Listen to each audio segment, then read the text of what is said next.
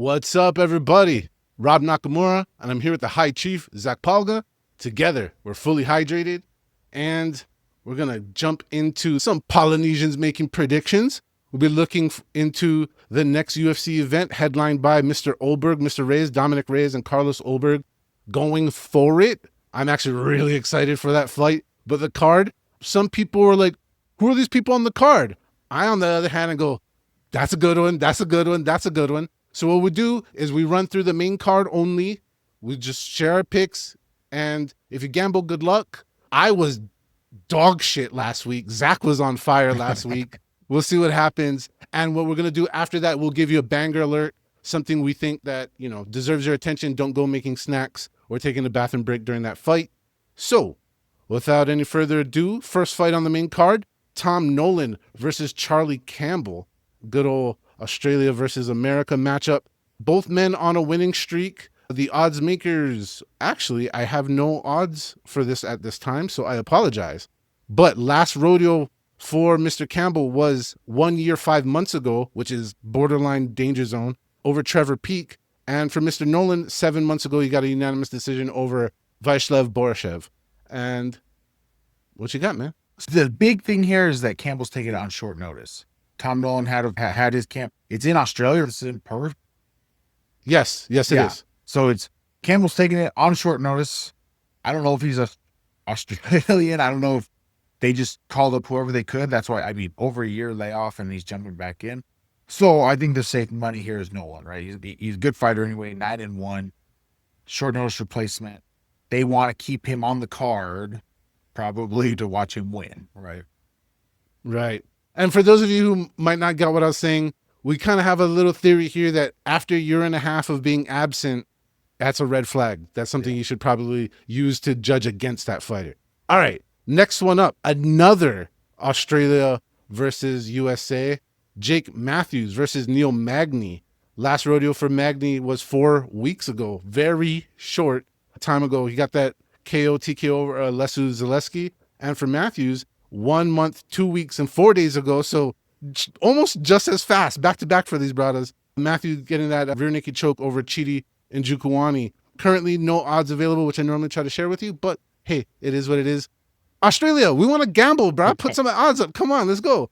What you got, man? So I need we'll have to create a little graphic that goes up when my friends fight, right? Neil Magny is a great friend of mine. I've been training with him ever since I started training. We don't spar together a lot, obviously, because he's a welterweight, but my entire career has been in the same room as Neil Magny. I'm picking him for no reason other than that he's my friend. But I will say, we said the same thing about Brad Tavares last week. Neil has the most wins in the welterweight division. When you are watching him, you are watching history. You are looking at, he's trying to extend the record, right? He's trying to extend the most amount of welterweight victories in UFC history for future Hall of Famer. So tune in, check it out, and Neil's going to win. That's what's up. All right, I'm a bozo, and I didn't give my pick for the last one, but I'll give my pick for this one. I'm with Zach. I'm with Magny. Let's go USA on this one. I want to see that streak continue, the record continued, And for the previous fight, my pick is Tom Nolan. Same reasons as Zach, red flag, all that. All right. And the story continues. One more, Australia versus America. We got Jack Jenkins versus Ramon Tavares. And these guys, slightly different story, bouncing off of losses. Both of them, last time out for Mr. Tavares was 8 months, 4 weeks ago, which is 9 months. Come on, Rob, but that's the way it's written. And Jenkins was 7 months ago, also losing, but via rear naked choke to Gabriel Santos. And it's your turn. I'm going to go with the homeboy on this one. I'm going to go with Jack Jenkins. Both of these guys are kind of, they're in this position because Jack Jenkins is from Australia. So we'll have to see. I'm not confident about this. I would not, if you're betting with real money, don't do it because I said so. But because we run a show and I have to pick somebody, I'm picking Jack Jenkins here. Respect to that. Now, I'm picking Jack Jenkins because if you just put a picture up of a random Australian man, that's him. Like, to me, he looks like what a modern era Australian man looks like. The Australian version of the mullet, the mustache, like his entire look is 20 Australian man. So there's my super intelligent fight analysis. Now, next fight, we finally have a different matchup. Australia versus, is that Serbia or Croatia? I don't know flags like that. Croatia. See, I was close. All right, so Urslan, Mr. Ivan Urslan versus Jimmy Crute. Now, Urslan, he's a little bit on a skid right now. He really needs this one. 3.5 months ago, he took a unanimous decision loss to Navajo Sterling. Mr. Crute, on the other end, barely a month, like month and a half ago, he got a win, submission armbar victory over Marcin Prachnio. And that's what we got. Dude, so Jimmy Crute. Short answer, I'm going with Jimmy Crute. He's such a weird fighter, though. He's so good. He's so good. But he like retired 2 years ago, right? And then like came back, and then I just question how bad he wants to be there. But when he does, and I think he always fights when it's in Australia. He's a good fighter. Jimmy is a great fighter. So just based off his skills alone, I'm going with Jimmy. Respect to that, and makes sense. I'm also going with Jimmy. Sorry, I was, people want some, you're like, oh, let's have some drama, let's have some discourse between us, but I can't pick the other way.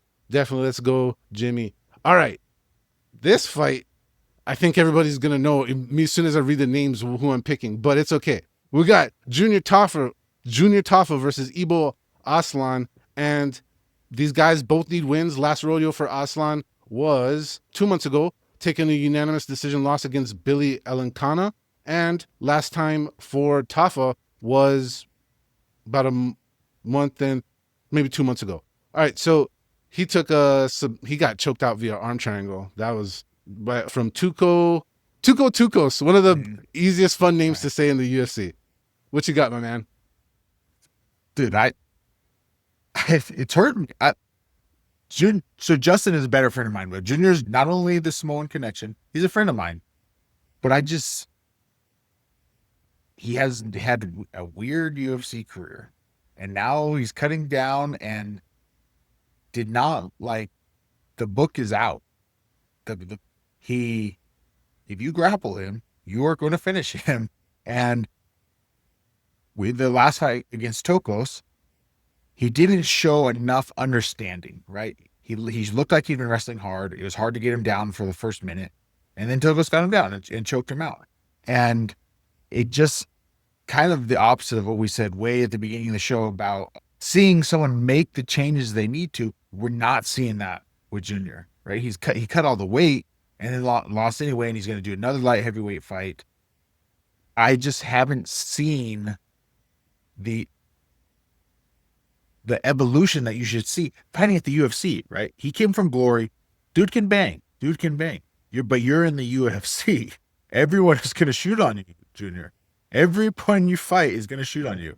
And so is Ibo, and he's if he can not get uppercut to hell, he's probably going to win. And so I'm unfortunately picking Ibo. Respect to that. And that's a smart analysis. And I really think it's interesting, because the Taffas train, obviously, and it's trickle-down economics from Taito Ivasa, who's a trickle-down economics from the great Mark Hunt.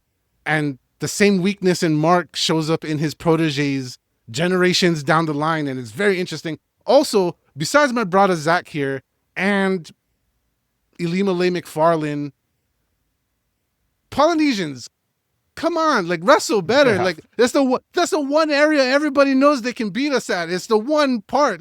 Max just avoids the concept with his great footwork, and so everybody else they just I don't need it. I'll just knock you out. No, we need it. So, with all that being said, I'm still blindly picking Team Polynesia. Good. Let's go. I'm happy. Let's go, Taffa. I support it.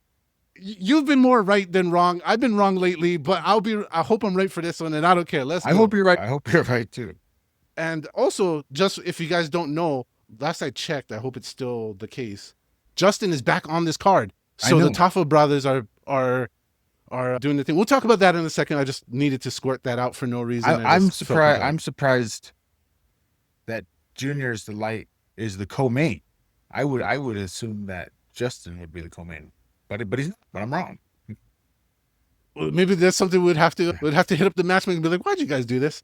All right. So main event time, Carlos Ulberg, Dominic Reyes. For this one, I don't think if you would have said this matchup a year, 2 years ago, I think people would have been like, who gives a shit? But like right now, super awesome, could be great, and a lot of people care. Both guys on a awesome win streak.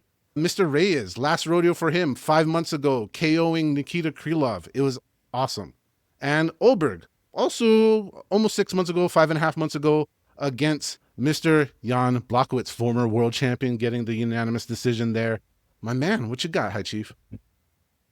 We'll need the graphic again. Ding. Dom is a good friend of mine. Dom is a great friend of mine. We trained together a bunch early in my career. Still keep in contact. But if he wasn't, even if he wasn't, I would still pick him, right? Well, go look at all of Ulberg's wins. He has good wins over some good people, but he have not been impressed with any of his fights against hard people. Yes, he's knocked a lot of dudes' heads off who are way below him, but his fight against Jan, I was not super impressed with. His fight in Korea, I wasn't super impressed with. He is okay. He is an above average fighter, but Dom, right? He had a little skid. He fought John Jones, had a heartbreaking loss, and then had two back-to-back skids after that. But then everything before that and everything after that finishes, straight KOs, knocking people dead. Like Dom is an elite fighter, an elite talent at 205, and I think it's gonna be too much for Ulberg. Ulberg's gonna realize that he's outmatched here. My man, I want to lean on to what you said. Historically, at that weight, the big men weight, not quite as big as you, but at the danger level that is the modern light heavyweight division, nobody really gets KO'd like he was getting KO'd and then comes back like he has. I mean, he's really set a high watermark and a great example of what, and I'm not dissing anybody who, keeps pushing the limit, but he took some time off. I don't know the full science, but I would have to believe that he did the right thing and fully recovered, got himself to a point where he knew he could do battle again. And boy, is he doing it, and he's doing it great. So yes, I see that. Now, my pick is coming off of none of the super intelligent stuff that Zach just shared with you. Go look at Ulberg's UFC profile picture, his actual professional UFC profile picture, and look at it closely, expand it, make it as big as you can and clear as you can, the best screen you got. And you're going to notice exactly what I'm telling you. The brother is wearing makeup. Okay. and hey, if you want to wear makeup, wear makeup. But a fighter wearing makeup for your profile pic, I know you were a model in your other life, brother, but like, keep things separate. Like football players get in trouble when they football in regular life. Don't model in fighting. Like, there's two worlds, keep them separate. I don't know what's up with that. I can't pick a dude who's wearing eyeshadow. I can't do it. I'm not picking the dude with eyeshadow. I'm going with Dominic Reyes, and that's my pick. There you go. Totally unintelligent, but that's what I went with. Any other thoughts you want to throw in there before we get to our bangers? So, I mean, we could do a whole nother segment on this, but I want to expand what you said because it's completely correct. Dom had 3 bad finishes in a row, right? And what does everyone do? Get me back in there. They try and fight to turn it around. Dude, he took almost 3 years off. He took like 2.5 years off to get his brain right, to get his emotions right of losing back to back to back.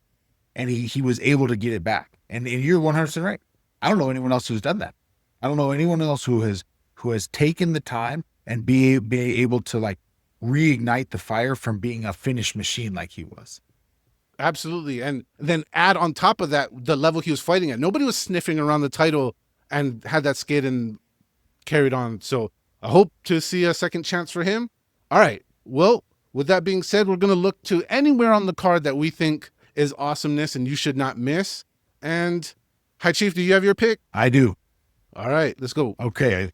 I'm not going to say at the top of that. I'm not going to say Junior here, Justin, but Luke Boomy, she's my favorite UFC fighter that's not in the top 15 of any weight class. I love watching her fight and love watching her do real Muay Thai. And she's on like some crazy streak now. She's on like a 4 or 5 fight win streak. So definitely tune in and watch her fight. And I just want to jump in and help you out here. That is a current 4. She's Yeah. going for number 5. Yes, great. And I'll back you up from a visual point of view, aesthetically pleasing as far as like the way she moves Yeah. and carries her cadence and all that. It's like, it's almost like watching choreographed fighting, but she's not. It's like watching a movie. Exactly. Yeah. Yeah, Watching a movie. it's very, very nice. Good pick. Good pick. Well, Zach was nice to not go for the low-hanging fruit, but I'm not that guy. I'm going Justin Taffa, man. Bang, bang, Taffa gang. Once again, we got the Bradas back on the card. Folks, if you don't know, Samoans put on some of the best fights that'll ever happen ever in your life. So I'm hoping that he's taking this chance again to come in and make some noise, make some damage happen, and give us a good banger.